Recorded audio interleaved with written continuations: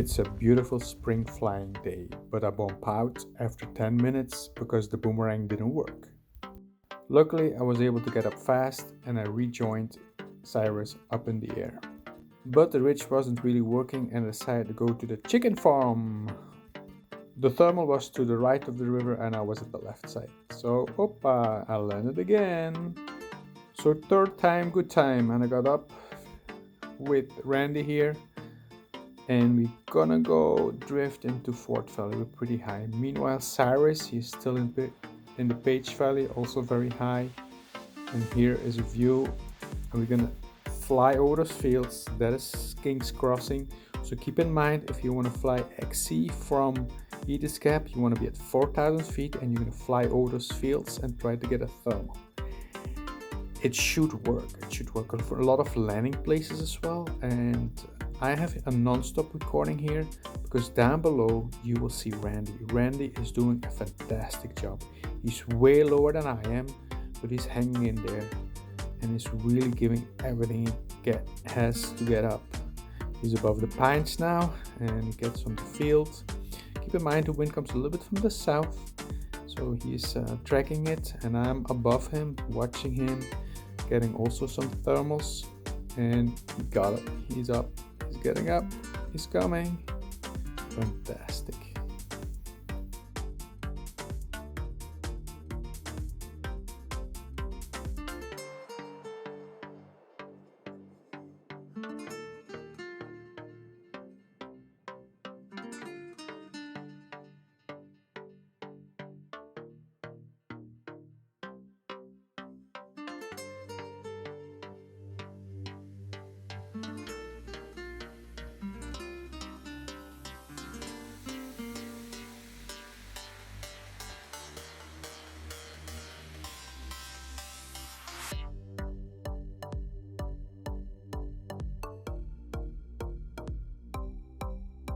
So we're above 5,000 feet and I signaled to Randy that we should go to the Woodstock Tower. We will connect to the Massanutten Ridge through Ediths Gap. It's the red dotted line below and a good line is the green line.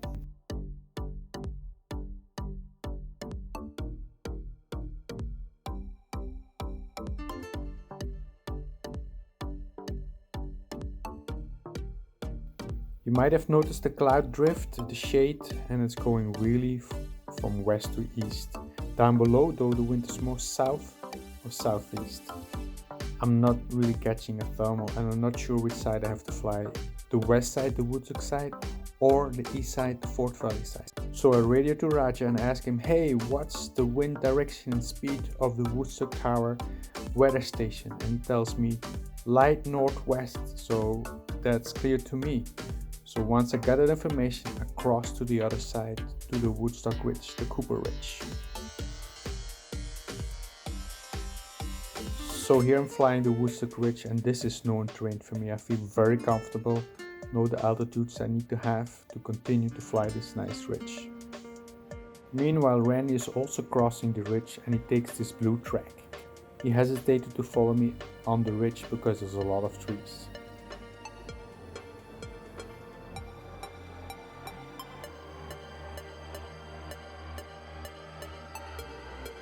So fast forward, here we're arriving at the Woodstock Tower launch, down below, here it is, and you see also the LZ to the left.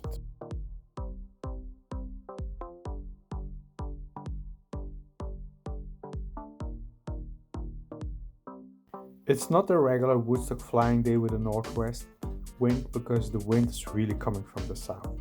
So many times I get almost under the ridge or under the ridge, but the fingers that go to the west and have a south component always give the thermals, so I get up again.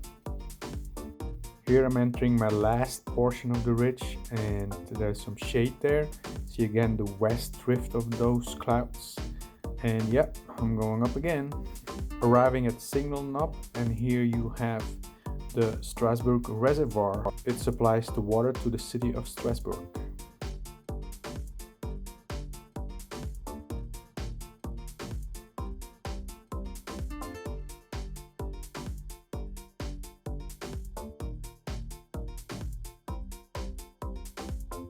Instead of flying over Single Knot, because it's high likely a Venturi just behind, so we'll sink out, I'm flying to Strasbourg. You see all those buildings, industrial, that's gonna give thermals, and yeah, I'm gonna catch soon a thermal. So this is Strasbourg, and we have a fellow pilot who lives here, and his show shed and his house is right here.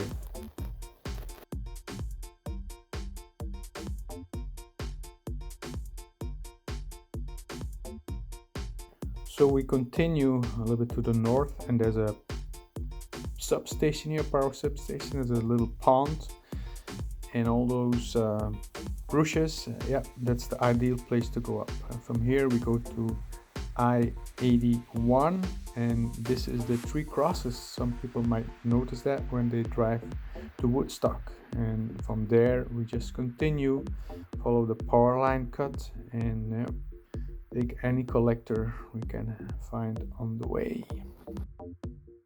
So the day is coming to an end, and soon I will be landing at Lebanon Church, a known place for many. I've been there before.